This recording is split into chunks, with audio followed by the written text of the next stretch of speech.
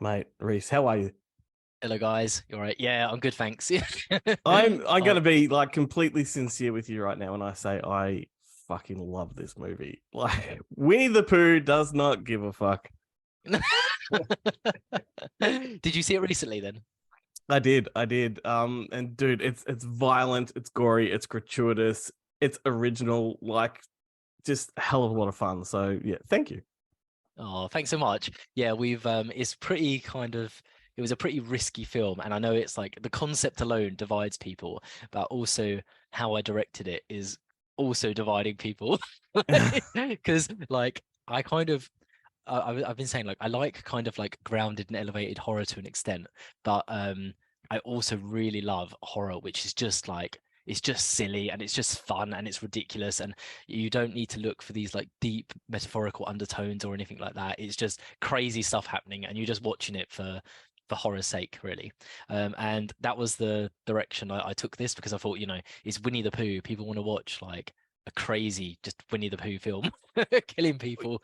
So Yeah, and it's absolutely bonkers. And like if you put that kookiness aside though, I was particularly struck with how seriously you did approach the horror because you could just remove Pooh and Piglet and have hillbillies and it would be a respectable, slasher slash horror movie.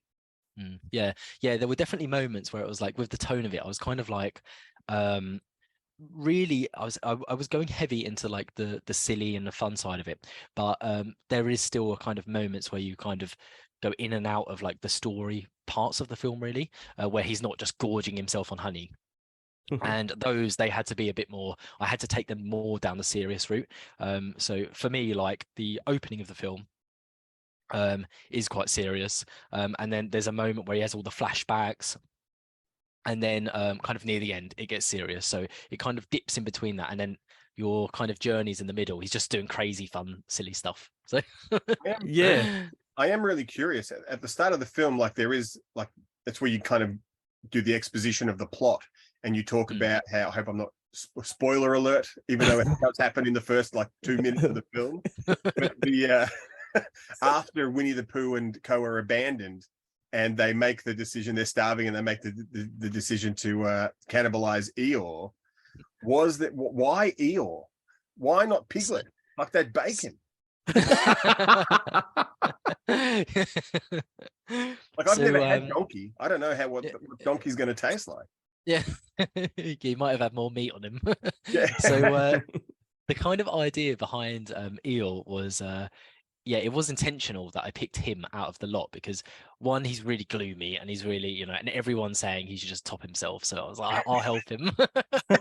and and then the other the other reason was it was actually kind of like a budgetary and like a filmmaking reason. I thought, I didn't have a lot to work with, like resource wise, to make the film.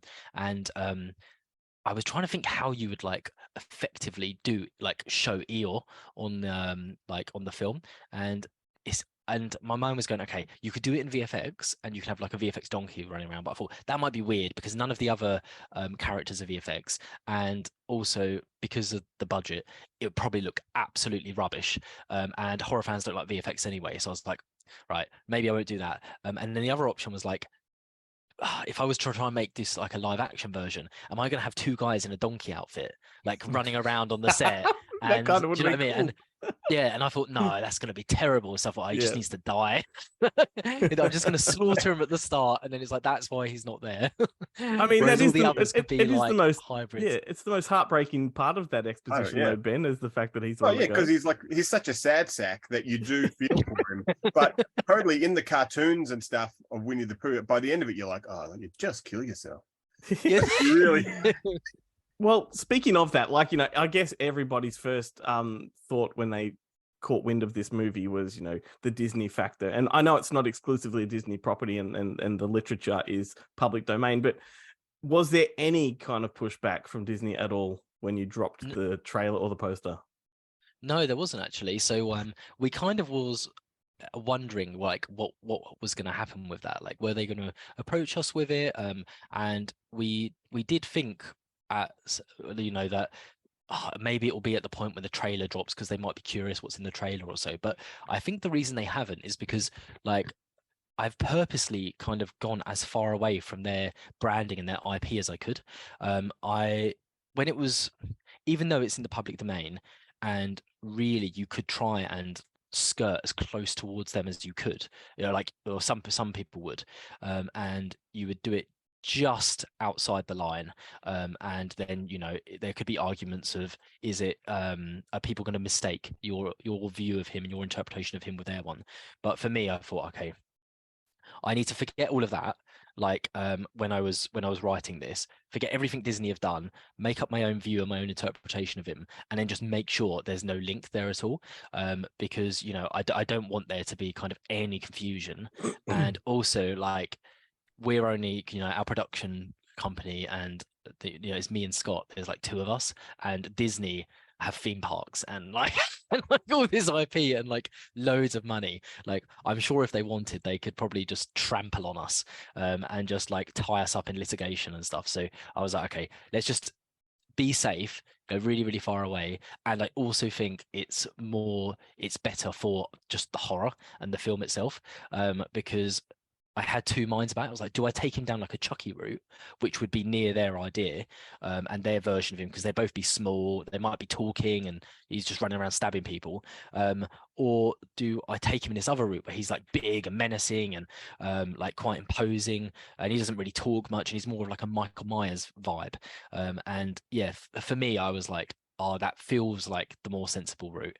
And if I make him like half man, then he can have hands. And if he's got hands, then, you can have really cool scenes where, they've got knives and they've got sledgehammers and they've got chains, rather than just slashing people with paws. So, yeah, Well, no pushback. Yeah. I guess organically, like, just the fact that it's called Winnie the Pooh, in people's minds, they're going to associate with Disney, and Disney can't do a fucking thing about that. So, that's to your benefit.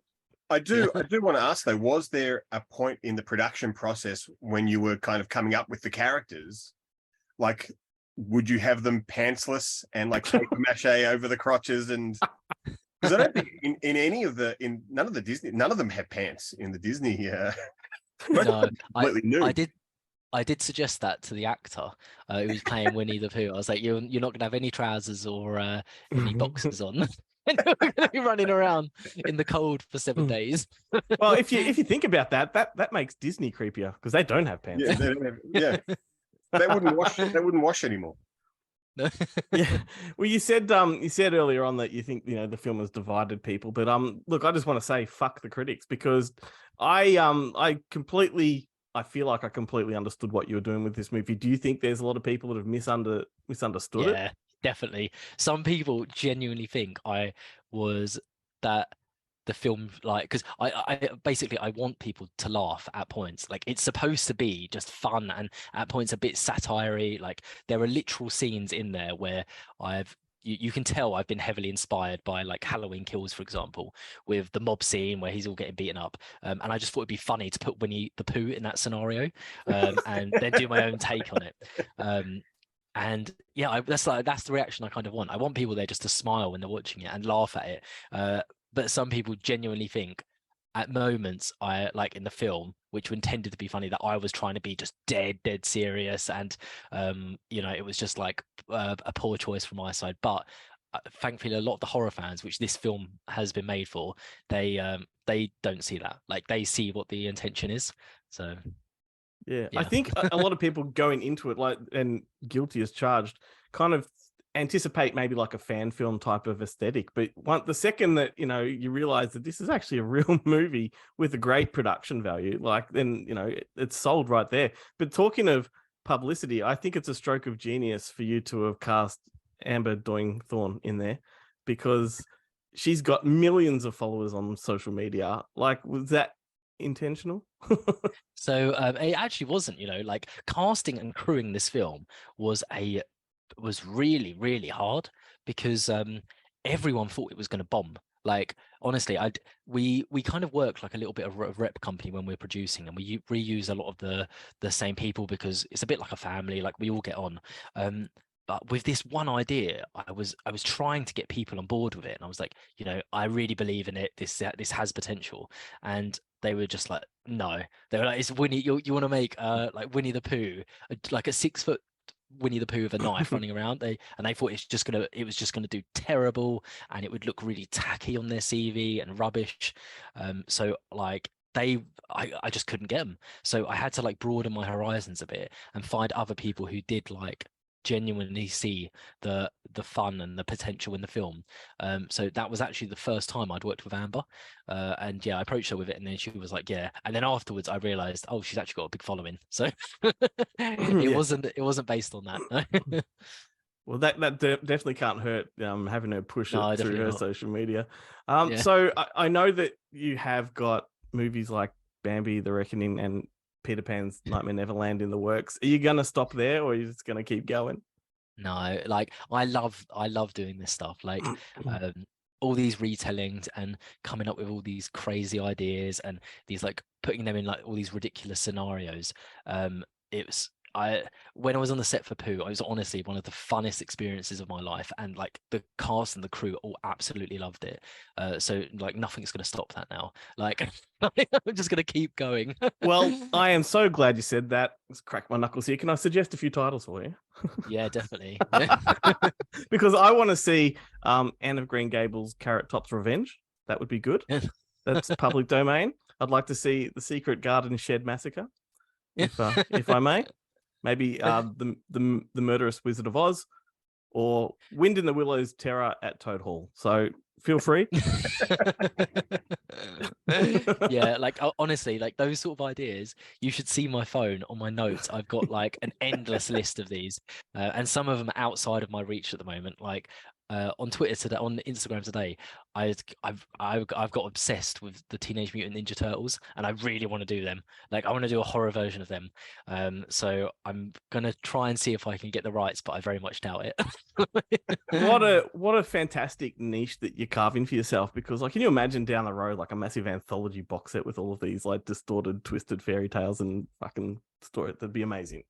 Yeah, like, and I hope it's not just me either. Like honestly, I get these are the kind of horror films which I get super excited about. So you know, like I'll watch them when I see like the 10th installment of X, like the new Halloween, the new Scream, like they do excite me, but I get really excited when it's something super new and something super wacky and just fun, like Five Nights at Freddy's. Like I'm like, that could be really cool. So I'm really excited to see that one, and I want more people to do these sort of films.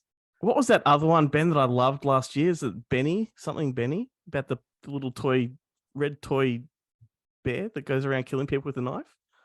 Can't remember. Benny's Revenge or something? Yeah, I think so. Yeah. That's Yeah, right. that was we talked about it on the Oh, show. I'll have to look that one up. fantastic. But what kind of movies sort of did you grow up with? What are the horror films that sort of, got you into the genre in the first place?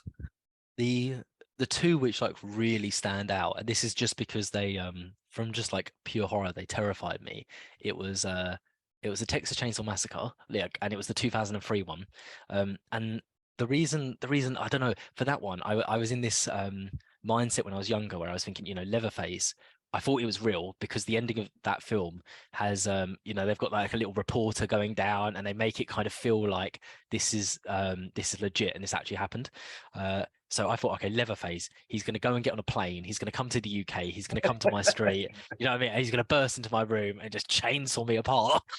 So I was like terrified. Like, I was terrified when I saw that one. And Chucky was like, even though I could look at him now and I watch his films and they've just got this like fun, like silly energy. As a kid, he scared the shit out of me. And my mum had all these like porcelain dolls, and Those things are terrifying. I had to kill them all. Like I had to break everyone. That's amazing. That's a really great idea for a horror film, though. Like a Leatherface coming to the UK, like that, because it's totally like that kind of Peter and the Wolf type thing, where no one believes you. Like no one believes the kid that it's like it's not real. Like he's in America. How could he ever come here? And that'd be great. Do you think he could get on the plane though?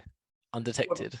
He gets in the baggage carrier, or he does a Jason and just hops on a ship in Vancouver and sort of destroys the entire crew. Just before we let you go, I want to sort of run through some movies that you've produced, because you have produced a lot of movies, and there are titles like The Legend of Jack and Jill, Spiders in the Attic, Firenado, Wrath of Van Helsing, and The Curse of Jack Frost. Like, I think it's safe to say that you speak our language, mate. On the show that we host, they're the type of movies we gravitate towards. Oh, good. Yeah. Those ones, they were kind of like, we were going for like a lot of volume when we made them. So, and they were like early on. But now we're kind of like, I'm a bit more into my kind of filmmaking career now. So I'm going to do more and more like this, but they're going to be kind of bigger productions and better ones.